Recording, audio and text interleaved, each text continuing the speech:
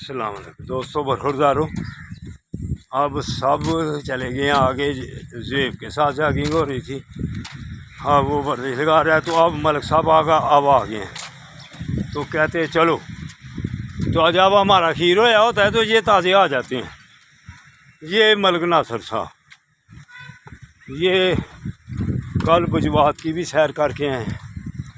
कल अस्सलाम वालेकुम दोस्तों, कैसे हैं आप सब लोग? खैरियत से हैं? जिंदाबाद। उम्मीद है कि आप सब लोग अल्लाह के फजल से राजी तंदुरुस्त होंगे, गोश्त खूब खा रहे होंगे। होंगे।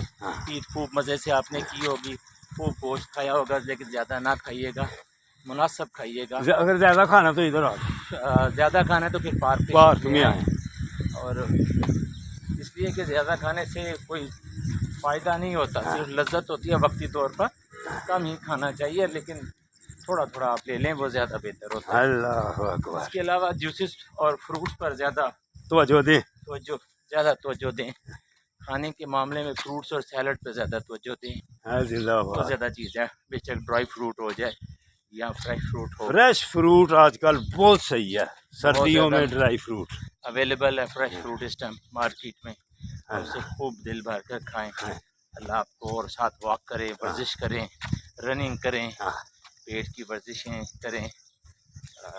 असिस्टेंट कमिश्नर साहब की बात सुन ली है आपने?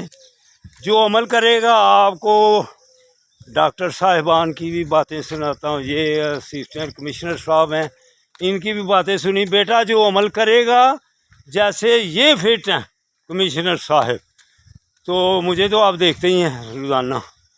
तो अगर आपने फिट और खूबसूरत रहना है बड़ी उम्र तक भी जाके, तो फिर बेटा आपको पार्क में आना पड़ेगा और यंग ओल्ड मैन सियालकोट खोलना पड़ेगा, तब बात बनेगी। वगरना जिस्म भी मोटा, पेट भी मोटा। अस्सलाम वालेकुम वरहमतुल्लाहि वबरकातुहू।